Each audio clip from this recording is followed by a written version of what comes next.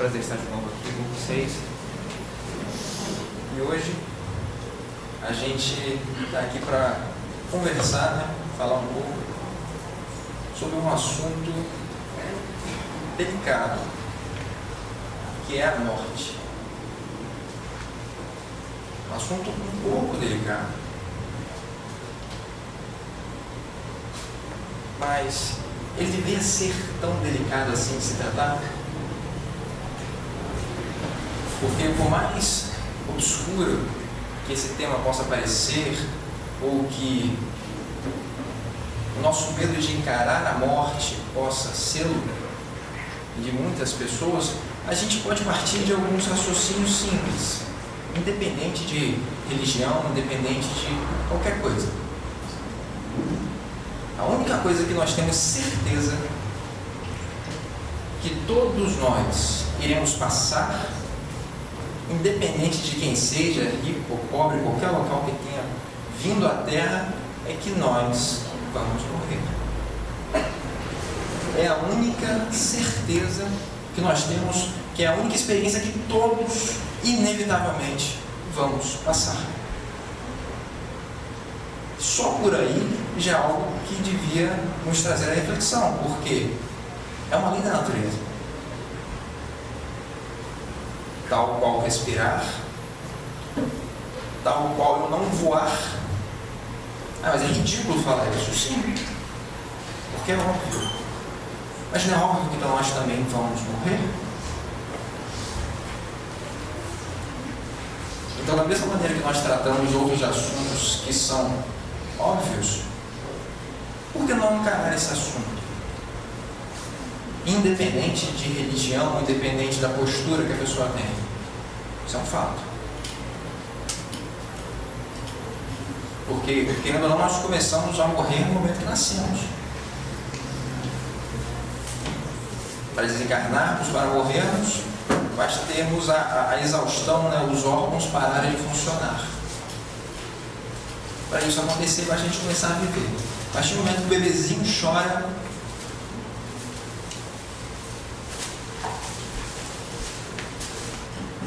ele está em processo de desencarnação.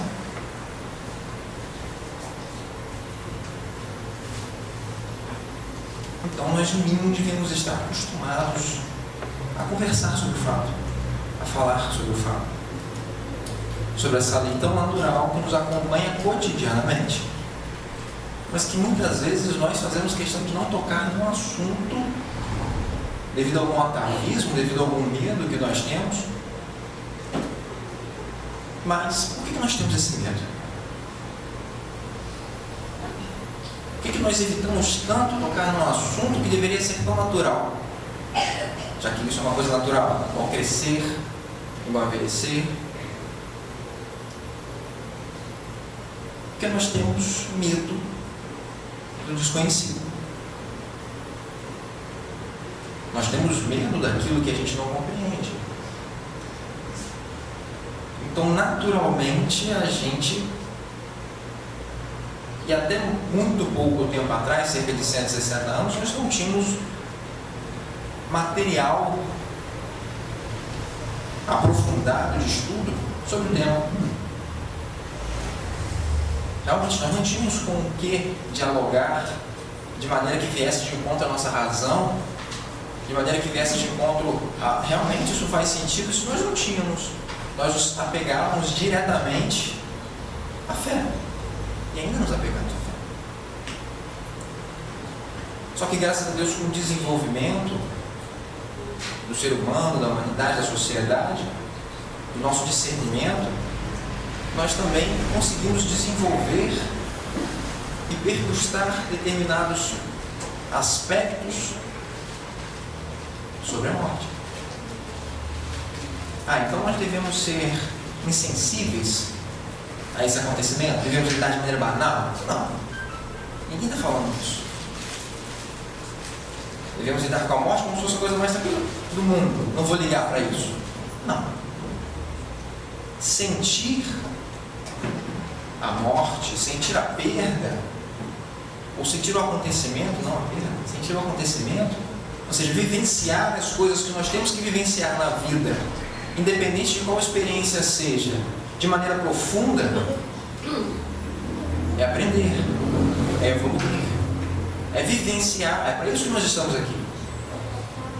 Pois vivenciando essas experiências, a gente vai assimilando aprendizado, crescimento. Então podemos chorar, devemos sentir dor, devemos ficar tristes. Qual o problema? É natural, são reações naturais. Tal como o medo, tal qual a felicidade, tal qual a euforia, como tantas outras. Mas tem uma diferença grande entre ficar triste, sentir aquele acontecimento e ficar desesperado. Tem aquela diferença de você sentir a saudade e você ficar revoltado com a situação. Isso tem uma diferença profunda. Isso faz toda a diferença. E essa dor provém da falta desses mínimos aspectos, mínimos conceitos, que nós poderíamos conversar mais sobre isso na nossa casa, no nosso lar. Porque a morte, ela não é um antônimo da vida, ela não é o contrário de morte, nascimento. O que é o contrário de vida? A partir do momento que nós existimos, nós vivemos. Somos filhos de Deus. Então só isso já nos corrobora a ter uma característica divina, que é vivermos para sempre. Nós somos imortais. Nós somos filhos de Deus. E para entender alguns aspectos da morte, nós temos que falar sobre a vida. Simples.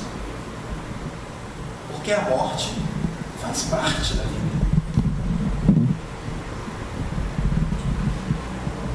A partir do momento que a gente aprende, e eu digo isso, aprende do Espiritismo, que trouxe as informações para nós de maneira muito detalhada, quase desenhada, que Deus é único, imortal, onipotente, onipresente, imaterial, imutável e soberanamente justo e bom.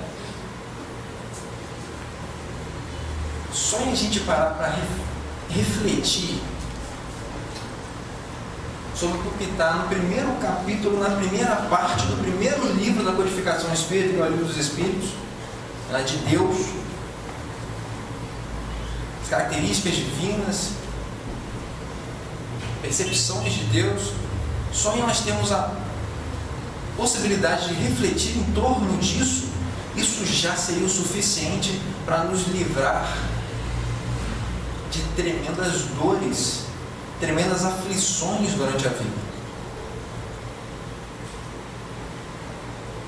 Porque a partir do momento que a gente crê em Deus, que existe um ser superior, causa primeira de todas as coisas, e que Ele é perfeito, perfeito, em todas as suas características e no seu limite, sem nenhuma brecha para qualquer imperfeição ou para qualquer diminuição de qualquer adjetivo desse, não abre brecha para o medo. Se nós formos verificar lá, nós vamos ver o desenvolvimento de cada característica. Ele é único, ele sempre existiu, não tem começo nem fim, ele é imutável, porque se houvesse mutabilidade da divindade, haveria mutabilidade de suas leis, elas poderiam oscilar. Ele é imaterial, porque a matéria ela é volátil, ela é temporal, então ele não pode ser temporal. Ele é único, porque não pode ter outra potência que vá de frente a ele em qualquer aspecto, de qualquer forma, em qualquer lugar, nunca. E ele é soberanamente justo e bom, no maior grau que essas características possam ter. Então, quando a gente lê lá na Bíblia que não cai uma folha de árvore, não cai um fio de cabelo nosso, sem que Ele não permita. Isso não é exagero. Então, todos os nossos fios de cabelo já estão contados. Estão contados. Ele sabe de tudo.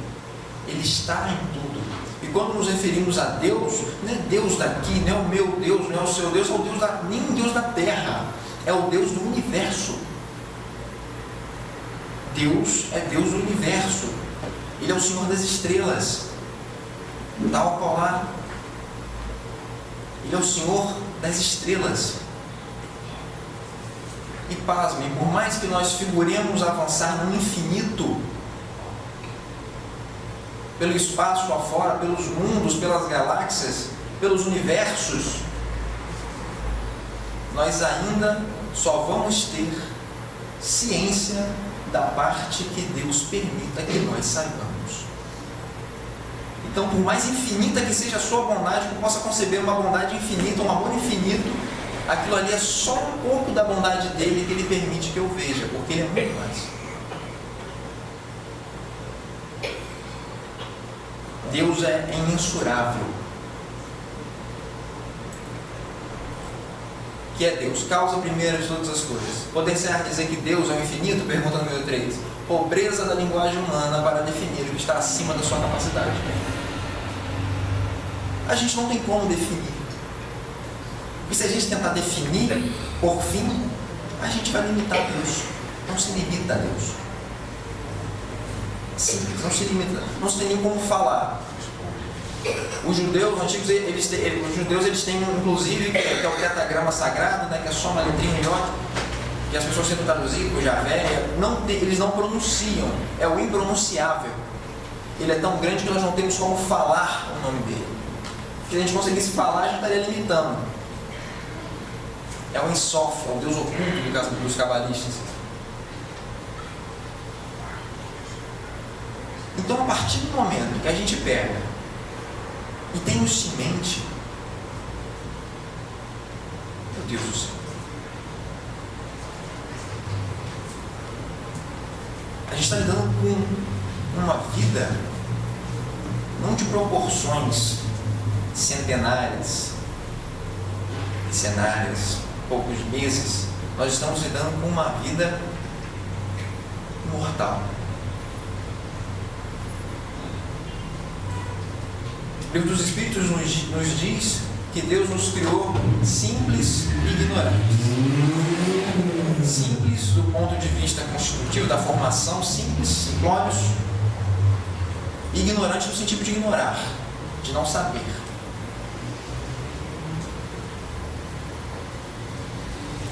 Mas somos todos e estamos todos sujeitos ao mais alto grau da perfeição que a criatura está sujeita. Perfeito só Deus.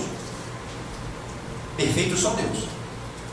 Mas nós podemos chegar no ápice da perfeição de que uma criatura está perfeita, está sujeita. Todos nós. Todos. Nenhuma ovelha se perderá. Todos nós. Temos a possibilidade de galgar os degraus mais altos da escada evolutiva, porque Deus nos fez assim. Somos lucigênitos, como diz Joana de Anjos, somos filhos da luz. E nessa caminhada que começamos simples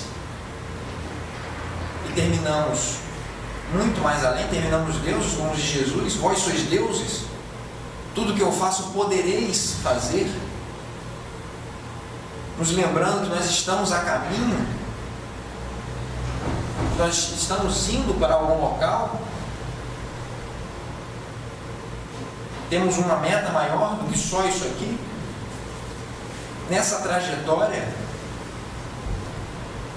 Deus nos deu as ferramentas. O que é essa ferramenta? A matéria. E quando falamos matéria, não dizemos matéria somente isso que os nossos sentidos, nossos parcos sentidos podem alcançar. A matéria, ela se desdobra ao infinito. Foi Deus que fez. Então ela tem possibilidades infinitas, variando dos mais raros tipos de matéria que nós não fazemos ideia que existam, até as matérias mais grosseiras que somos nós, onde nós estamos. Isso é a nossa ferramenta. E nós utilizamos essa ferramenta de acordo com as nossas possibilidades.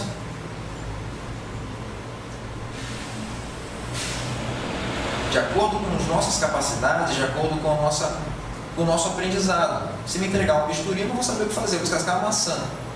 Mas se entregar um bisturi a um médico, ele faz. Ele salva vidas. Porque ele tem conhecimento para isso. Ele adquiriu experiência, ele adquiriu capacidade. Então, a ferramenta na mão dele faz outras coisas. E essa matéria que nós utilizamos também está no nosso corpo físico. Mesmo o ferro que está no meu sangue é o ferro que está no prego. A mesma molécula de aminoácido que está no meu corpo é a mesma molécula de aminoácido que está no animal, numa planta de árvore. Qual a diferença? É a pessoa que está utilizando a ferramenta. Temos um espírito um pouco mais com capacidade para poder utilizar mais detalhadamente, para formar um corpo com órgãos, e temos outros ainda na caminhada.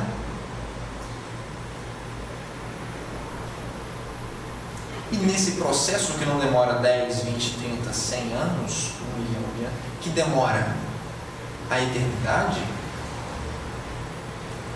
nós utilizamos a ferramenta inúmeras vezes. Quantas vezes foram necessárias? Deus não obriga ninguém a nada. Deus respeita o tempo de cada um. Deus permite que nós façamos as nossas escolhas para justamente aprender com a consequência delas.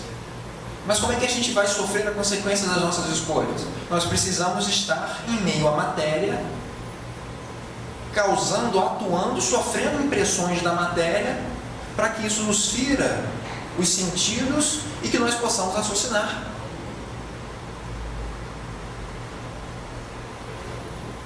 E a ferramenta é tão delicada, tão necessária, que se nós tentarmos fazer algo absurdo, nós vamos sentir dor física. Para avisar, olha só, você está indo longe demais aí, não põe o dedo aí que queima.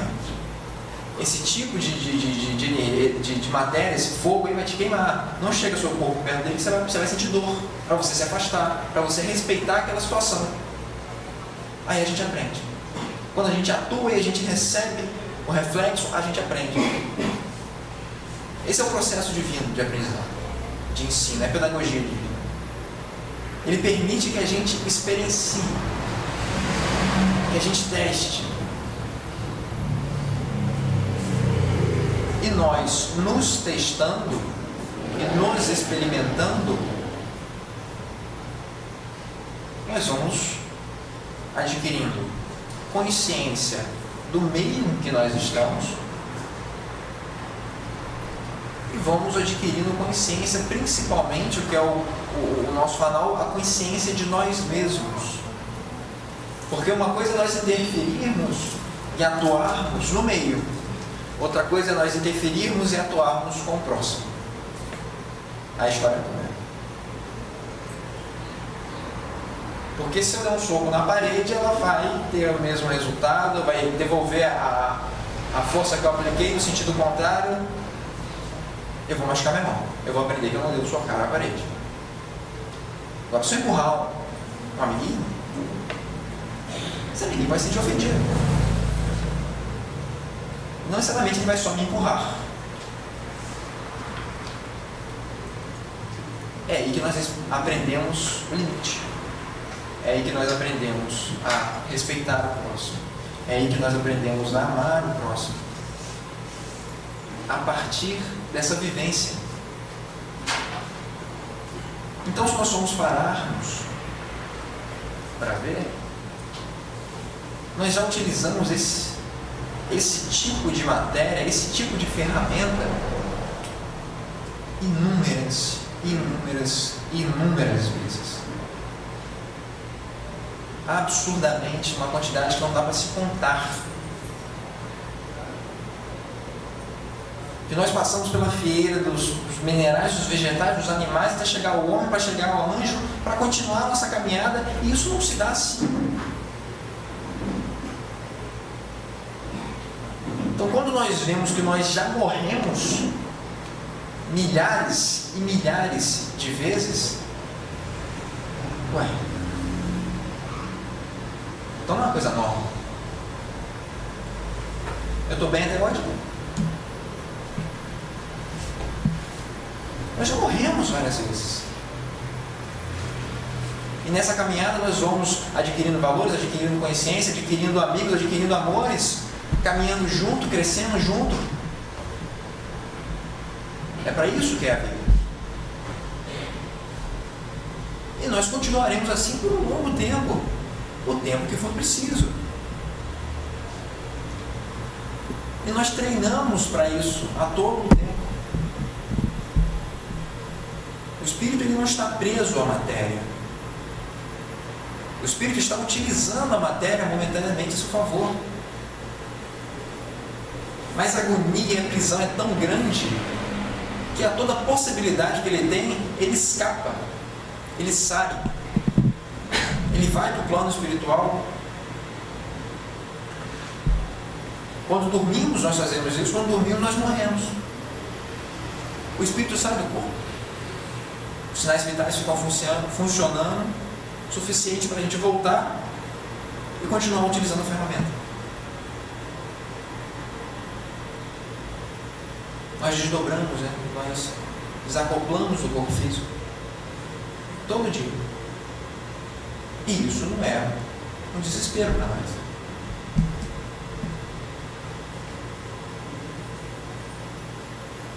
Tanto que no Livro dos Espíritos, quando o Kardec ele questiona muito os espíritos a respeito do momento da desencarnação, do sentimento que o espírito tem, o que ele sente, o que ele pensa, ele quer saber minúcias, ele quer saber detalhes, E os espíritos vão respondendo de maneira didática. Ele fala, mas o espírito fica triste por que nós ficamos tristes? Aí os espíritos respondem que não entendem, porque como é que um prisioneiro vai ficar triste pelo colega de cela que acabou de ganhar liberdade?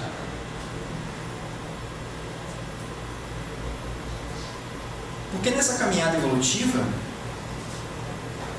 nessa nossa caminhada, a gente vai estagiar alguns momentos no plano material.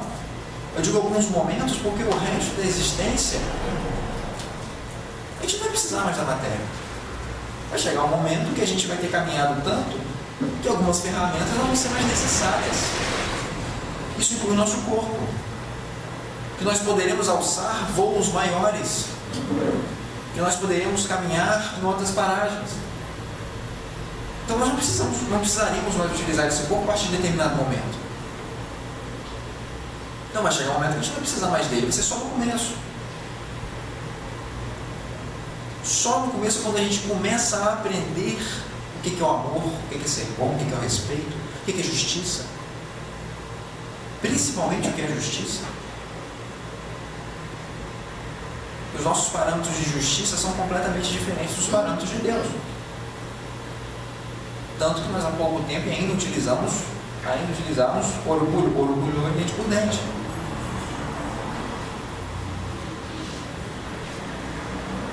Precisou vir Jesus, governador espiritual da terra, encarnar para poder ficar frente a frente com a gente. E na falta de possibilidade de explicar o que era o amor, porque a gente não iria entender. Ele mostrou. Como é que a gente faz com criança quando quer ensinar? Faz assim, faz a letrinha, repete para mim, meu filho. Agora vamos no caderninho, repete. Primeiro eu faço, para a criança pegar. Como é que Jesus vem e tenta passar o que é o amor, verdadeiro amor? O amor universal, o amor maior. Ele mostra.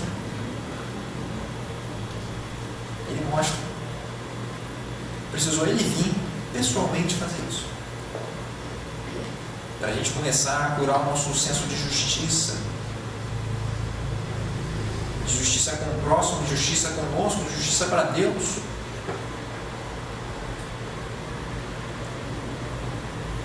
E isso nós ainda estamos tentando aprender 2000 anos depois.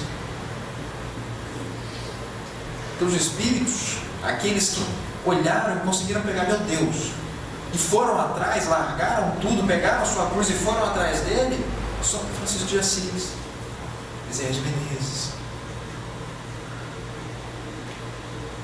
Eurípides Barçanufo, Emmanuel. São esses espíritos hoje que nós conhecemos pelo seu cabedal evolutivo, pela sua capacidade, começaram, tanto quanto qualquer um como nós, só que eles ouviram e começaram a pôr em prática, coisa que ainda nós não estamos fazendo, tanto que estamos aqui hoje, reunidos. Então, somente com essa consciência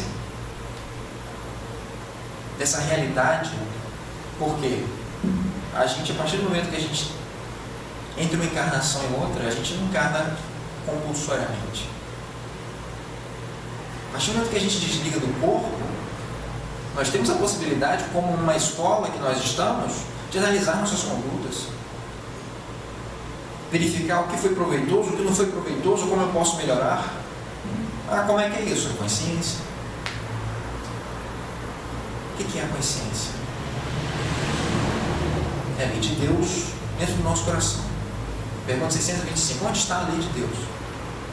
Na consciência.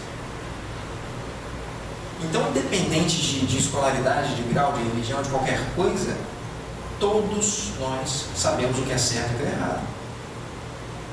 Independente disso, quando a gente sai da sala de aula, que é onde nós estamos, a gente vai ver, a consciência nos cobra. Então nós temos esse período de análise, de vislumbre, para poder voltar, corrigir, melhorar, começar de novo.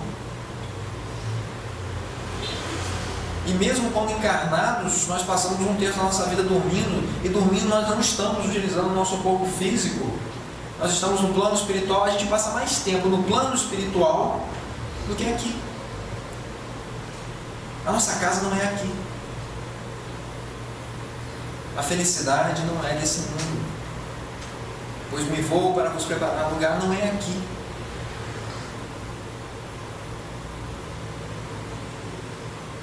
A nossa casa não é aqui. Nós estamos de passagem, literalmente. Então, quando a gente começa a encarar a morte, não como uma queda num abismo escuro, sem saída, mas como um processo natural de uma vida que é imortal, na qual nós já passamos milhares de vezes, na qual, graças a Deus, estamos bem amparados por Jesus e seus emissários, com a possibilidade de nos melhorar. Em vez de ser uma ida, nós estamos retornando para casa. Maria João de Deus, conversando com o Chico, a mãe dele, no espírito, conversando com o Chico, fala que eles se dirigem, aos homens encarnados como os mortos da terra, pois eles estão encarcerados, estão enclausurados no corpo de carne. A gente está preso no corpo de carne, uma prisão momentânea. A gente ainda precisa se arrastar para caminhar. A gente se arrasta, a gente está chumbado ao chão.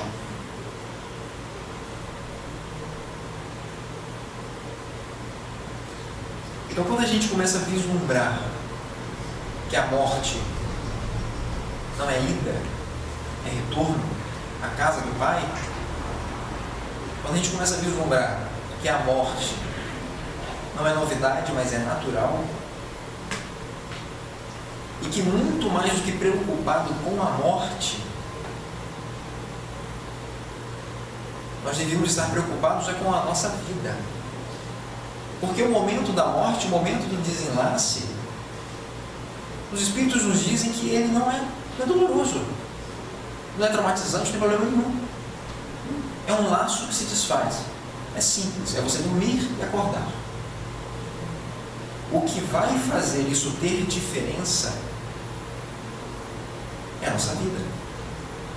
É a vida que nós vivemos e, naturalmente, as consequências que tem. E que teriam se nós continuássemos encarnados ou não.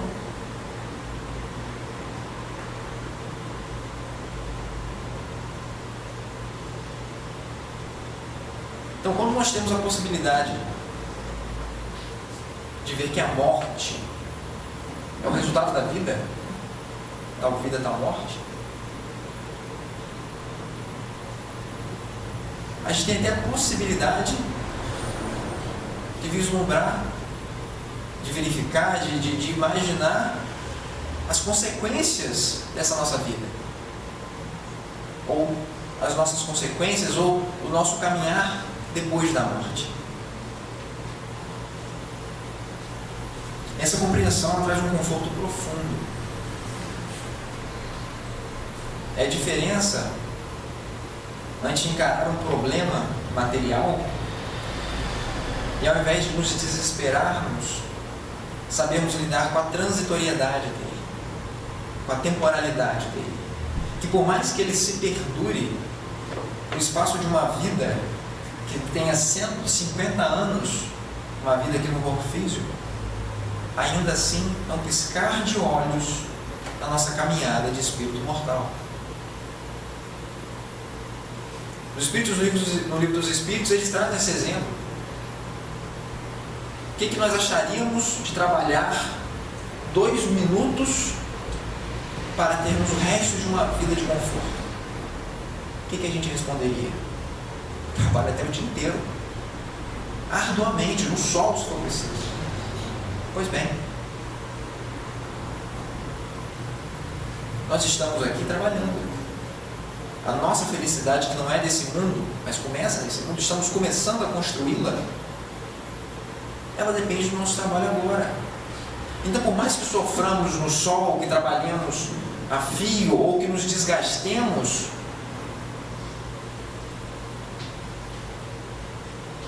nós teremos compensações naturais, que é o crescimento, que é o entendimento, que é a famosa recompensa, né? Porque nós ainda temos que ter uma cenoura na frente do nariz para a gente poder continuar caminhando. Temos que ter uma recompensa.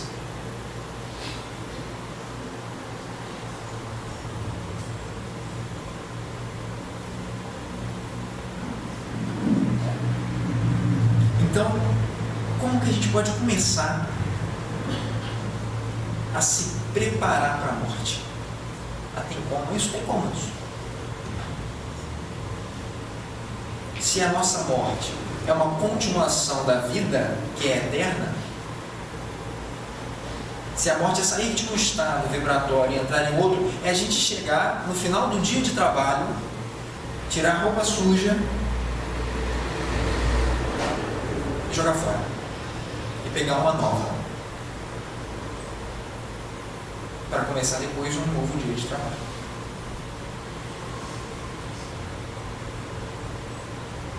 É pegar essa roupa e descartarmos. É isso que acontece. A gente volta ao pó. O espírito, quando deixa o corpo não tem mais aquele fator que o aglutina, o fluido vital já foi embora, e ele começa a voltar para a natureza. Ele volta a ser útil para outros estágios, para outros momentos.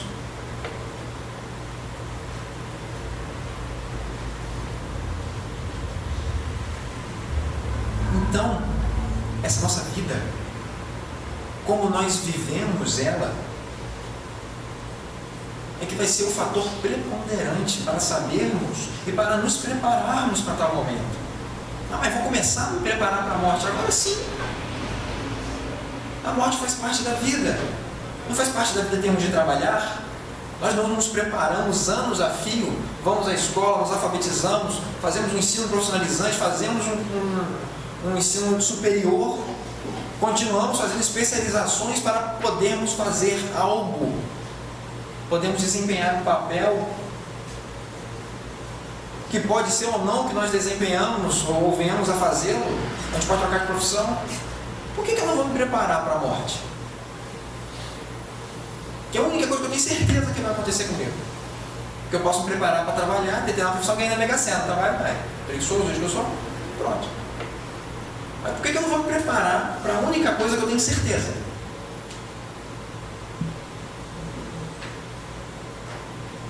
Então comecemos agora. Falemos agora. E principalmente dentro dos nossos lares. Porque um lar que trata isso com naturalidade é um lar que tem a possibilidade de passar por momentos como esse, que são momentos delicados, momentos tristes, mas de passar ileso. Ileso no sentido de maneira sadia, de maneira respeitosa, de maneira respeitável. Falar com nossas crianças. Qual o problema de conversar com as crianças sobre a morte? De lidar com o assunto de maneira delicada, de maneira lúdica. Tem um peixinho dentro de casa. O peixinho morreu. A criança foi para a escola. Troca rápido, porque peixe ninguém vai perceber bem a diferença. Troca rápido para a criança não perceber que o peixinho morreu. Por quê? Por que ele não pode chegar? O que aconteceu, mãe? O que aconteceu, pai? Olha só, meu filho. Aconteceu isso, isso e isso. É assim, assim, assado. Tratar com respeito. Mostrar. Lidar com o assunto. Não fugir com o assunto. Porque mais cedo ou mais tarde essa criança, seja no estágio infantil ou quando adulta, vai ter que lidar com isso. Vai ter que lidar com a ausência, não com a perda. Pessoas não se perdem. Eu perdi meu filho, eu perdi minha mãe, então vão procurar. Pessoas desencarnam. Objetos são perdidos. Pessoas desencarnam. Porque aí a gente tem ensejos de conversar o que é o desencarne, conversar sobre o que é a morte, principalmente sobre o que é a vida.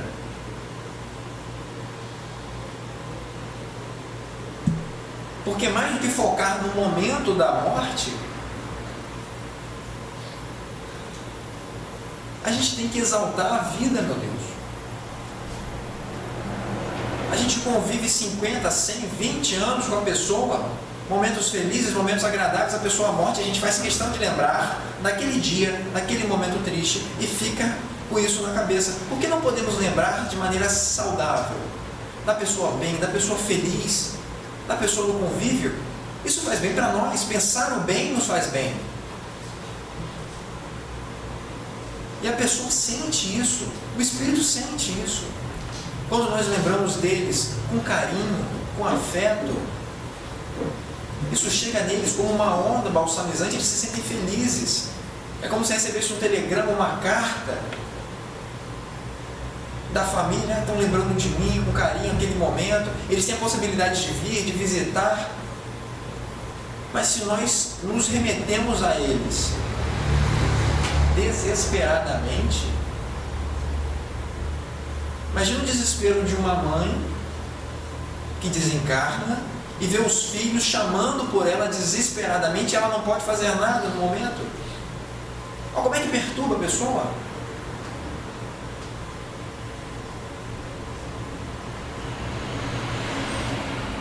Mas fazemos o que quando esse sentimento nos assaltar? Oremos. Direcionemos nossos pensamentos, nossos sentimentos ao Pai. Verticalizemos os nossos sentimentos. Não deixemos eles se espalhar em torno de nós, porque a gente não vai saber o que fazer. Quando nos invadir essa onda de sentimentos, pegamos isso e fazemos uma oração. Entreguemos ao Senhor, Ele sabe o que fazer. Desde os petitórios que nós fazemos aos entes que já se foram, que podem ou não estar em condição de atendê-los ou de ouvi-los, até mesmo pedidos de lembrança, que te garanto que se passar por Deus vai chegar bem melhor na pessoa do que a gente mandar direto.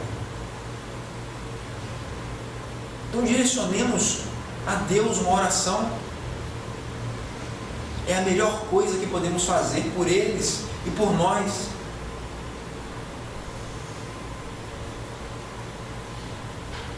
É salutar para a mentalidade deles, é para a nossa.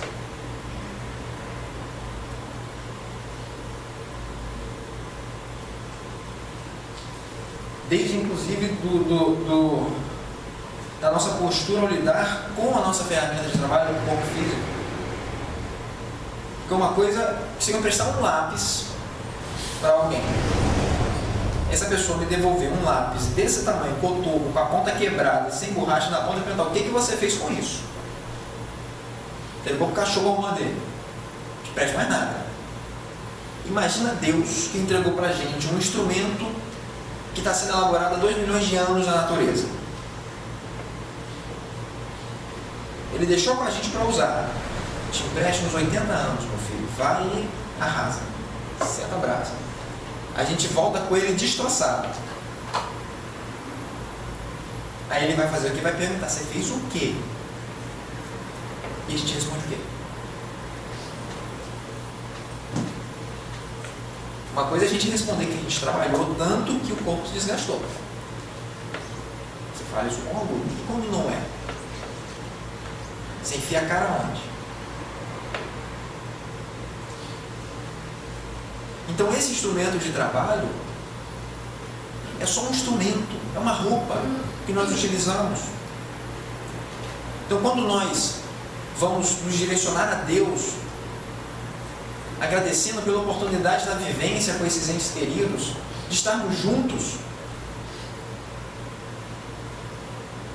momentaneamente afastados, quando não estamos afastados, estamos momentaneamente, simplesmente sem a possibilidade de vê-los em consciência, porque podemos visitá-los em desdobramento durante o sono, desde que estejamos equilibrados para isso. Desde que estejamos equilibrados, temos a possibilidade de visitar nossos entes queridos no plano espiritual durante o desdobramento. Eles têm a possibilidade de conviver conosco desde que o ambiente seja salutar. Mas o que ele vai visitar? Por que os mentores, os orientadores vão permitir que ele visite um local que só faça mal a ele? Pesado, ruim, tenso. Não, tem hora que faz mal, eles não permitem. Ah não, lá é um local saudável, lá é um local bacana, temos evangelho no lar, teremos a possibilidade de visitar a sua família e fazer o evangelho no lar. Olha só que bênção. Então quando a gente se dirige a um cemitério ou algum túmulo, como se o nosso ente querido estivesse ali, ele não está. É a mesma coisa que estivesse numa área de serviço e achando que e rezar para a roupa suja que está ali, ou numa lata de lixo e rezar para o uniforme de trabalho sujo que o Espírito deixou. Minha mãe, meu pai, meu filho, eles não estão ali. Ali está a vestimenta deles. Graças a Deus, eles estão em outro local, continuando a viver, continuando a aprender, se desenvolveram. Jesus não falou: eu sou a ressurreição e a vida, quem crê em mim, ainda que esteja morto, viverá. E todo aquele que vive e crê em mim jamais morrerá.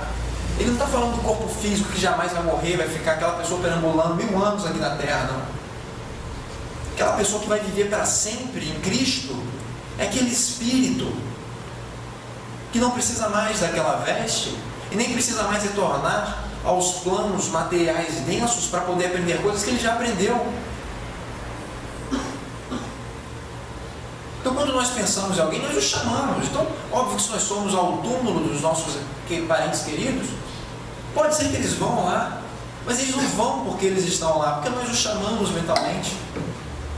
Então por que não nos reunirmos no jardim, numa praia, numa fazenda, numa mesa com a família e fazermos uma oração?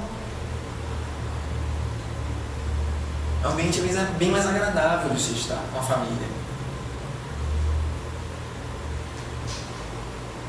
bem menos triste, alimentando uma tristeza que não tinha necessidade. Humberto de Campos, num texto excepcional, ele nos traz um texto que é o seguinte: o treino para a morte. E ele fala assim: preocupado com a sobrevivência do além-túmulo, você pergunta espantado como deveria ser levado ao efeito o treinamento de um homem para as surpresas da morte. A indagação é curiosa e realmente dá para pensar. A rigor, a religião deve orientar as realizações do espírito, assim como a ciência dirige todos os assuntos pertinentes à vida material. Entretanto, a religião, até certo ponto, permanece jungida a certo superficialismo, sem tocar a profundez da alma. Importa considerar também que a sua consulta, que no caso foi encaminhada a ele, Humberto de Campos, sem tocar a profundez, a sua consulta, ao invés de ser encaminhada a grandes teólogos da terra, foi encaminhada a mim. Então ele nos diz: em razão disso não posso importar. Preliminarmente admito que deva referir-me aos nossos antigos maus hábitos. A cristalização desses maus hábitos aqui é uma praga tiranizante. Comece a renovação dos seus costumes pelo prato de cada dia. Diminua gradativamente a volúpia de comer carne dos animais.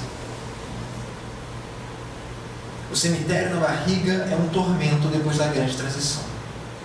O lombo de porco ou o bife de vitela temperados com sal e pimenta não nos situam muito longe dos nossos antepassados, os tamoios, os siapós, que se devoram uns aos outros. Os excitantes largamente ingeridos constituem outra perigosa obsessão. Tenho visto muitas almas de origem aparentemente primorosas dispostas a trocar o próprio céu pelo uísque aristocrático ou pela cachaça nossa. Tanto quanto lhe seja possível, evite os abusos do fumo. Infunde pena e angústia dos desencarnados, amantes da nicotina. Não se renda à tentação dos narcóticos. Por mais aflitivas lhe pareçam as crises do estágio do corpo, aguente firme os golpes da luta. As vítimas da cocaína, da morfina e dos barbitúricos demoram-se largo tempo na cela escura da sede e da inércia. E o sexo, guarde muito cuidado na preservação do seu equilíbrio emotivo.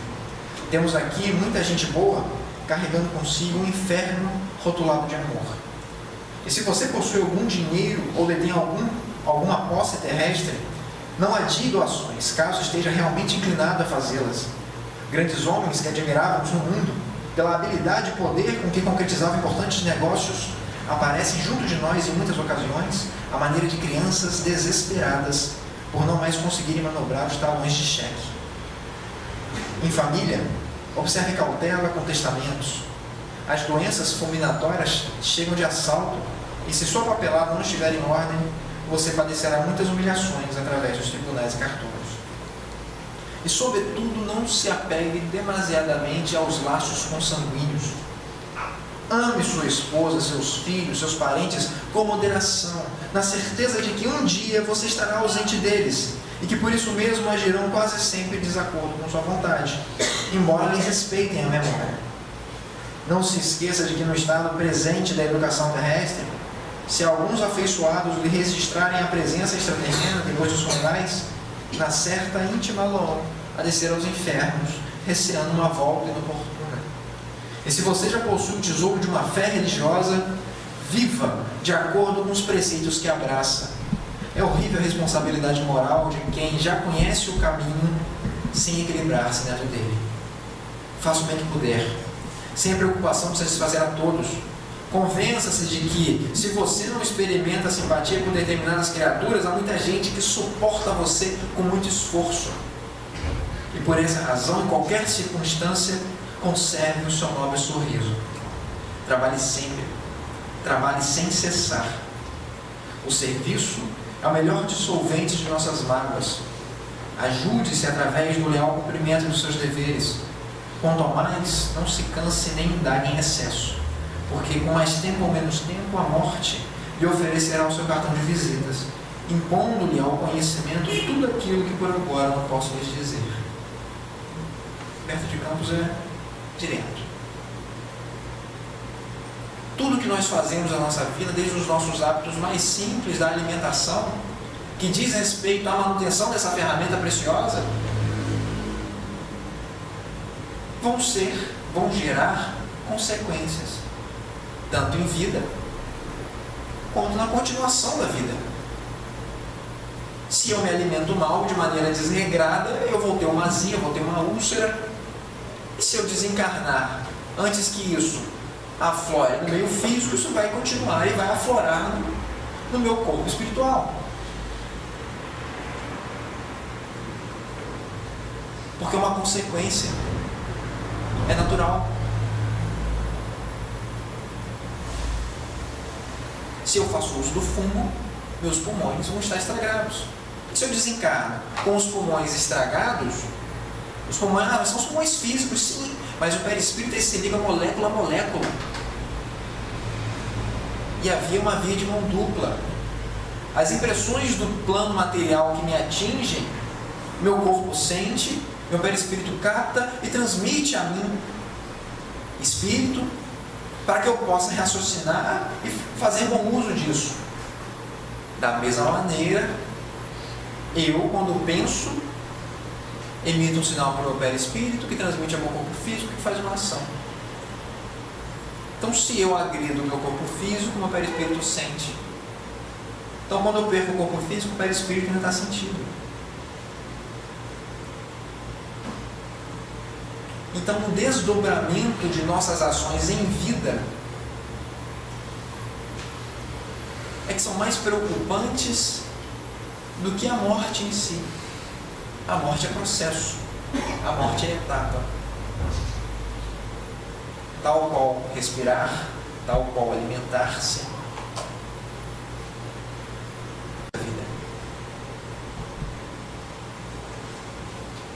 E ele intitula muito bem, deixa um treino para a morte. Como é que nós podemos treinar para a nossa morte? Vivendo bem. Desde hábitos saudáveis, desde uma conduta saudável, paciência, resignação, caridade, amor ao próximo, uma conduta cristã.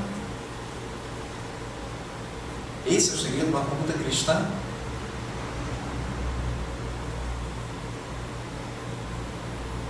A gente vai se preparando para a vida. E a morte faz parte da vida. Da mesma maneira que errar e consertar, da mesma maneira que cair e levantar-se, a gente morre e renasce.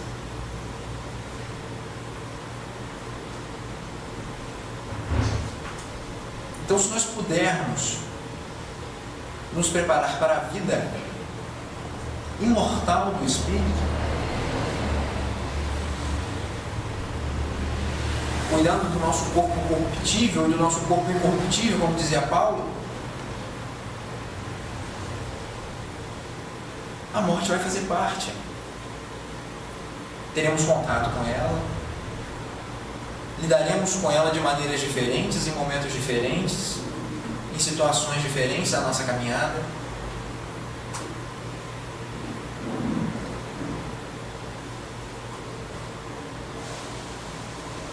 É um instrumento, é um processo.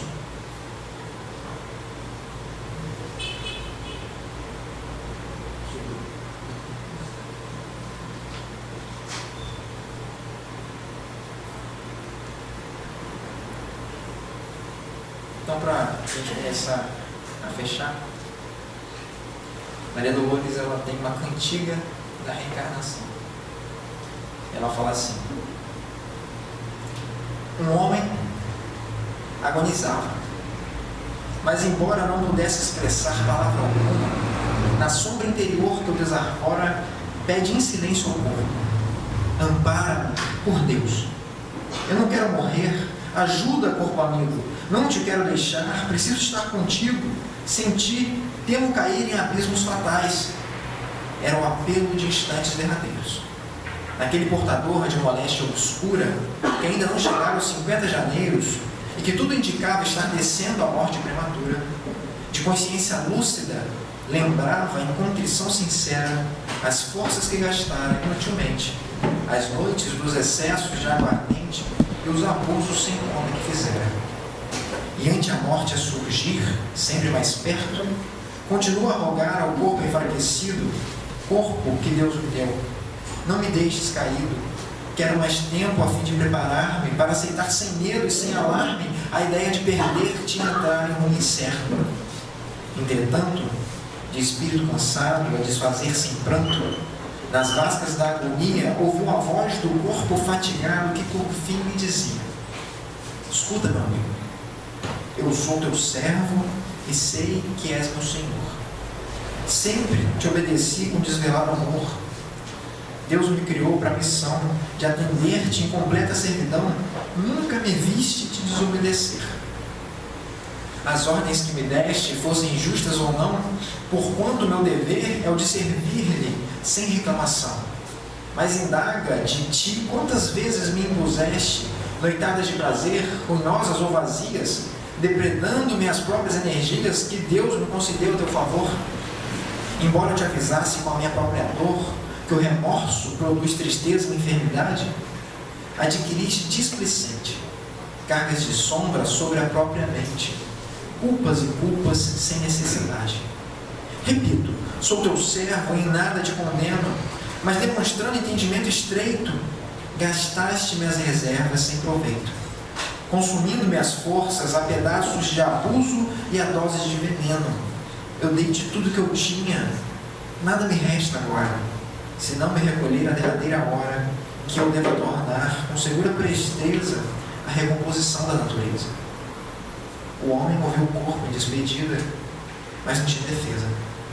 Contra os próprios desmandos ante a vida, no silêncio de mágoa indefinida, voltou-se para Deus em oração e pediu misericórdia, amparo, proteção. E ante o corpo que se lhe enrijecia, chorou o companheiro que perdia. Longo tempo passou, em clima de amargura. No entanto, ao se afundar em crises de loucura, fez-se-lhe prece continuada nos sofrimentos em que avança, um clarão de esperança. Tinha nodas de culpa, em lágrimas sofria, mas o céu lhe apontava a luz de novo dia. No íntimo, o Senhor o exortava somente a regressar ao mundo e tentar novamente extinguir em si mesmo os males que trazia. O espírito em falência, exânime e inseguro, pensou nas novas bênçãos do futuro, viu a reparação por justiça e dever, e agradecendo aos céus, gritou feliz, livre, mas preso ao chão. Glória a Deus pela bênção de sofrer, glória à reencarnação que obteria um dia, a fim de achar na dor a essência da alegria, o dom de trabalhar e a graça de nascer. Então, se tivermos a oportunidade, e nós a temos todos os dias, de lidar com esses irmãos de caminhada que nos presenteiam com suas presenças, queridas ou não, acreditem, por mais que nós não gostemos de alguém, essa pessoa faz parte de nossa vida e nos ajuda em nossa caminhada, que saibamos levantar hosanas à vida que vivemos da melhor maneira que pudermos. E quando essa pessoa se for nos anteceder ao regresso da nossa casa no plano espiritual, que nós todos iremos um dia, que nós possamos continuar a viver juntos, em harmonia, em oração, em paz, com a mente tranquila. E se o amor for tanto que a gente não consiga nos conter, foi uma pessoa muito querida. Sim. Então que possamos oferecer todas as nossas obras, todas as nossas ações à memória daquela pessoa.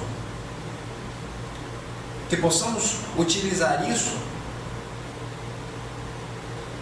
em proveito da criação de Deus, como combustível, como alimento para coisas maiores, melhores, para que essa pessoa fique feliz conosco, se sinta feliz em estar conosco, pois a convivência continua, apesar de não nos lembrarmos conscientemente. Porque o máximo que pode acontecer é uma separação momentânea. Por acaso, se algum parente nosso passar por algum concurso público que pague muito bem e tiver que se ausentar para o extremo do Brasil, nós vamos ficar tristes, mas vamos ficar felizes porque ele está indo para trabalhos melhores, locais melhores, áreas novos. Não ficaremos felizes pelo progresso da pessoa?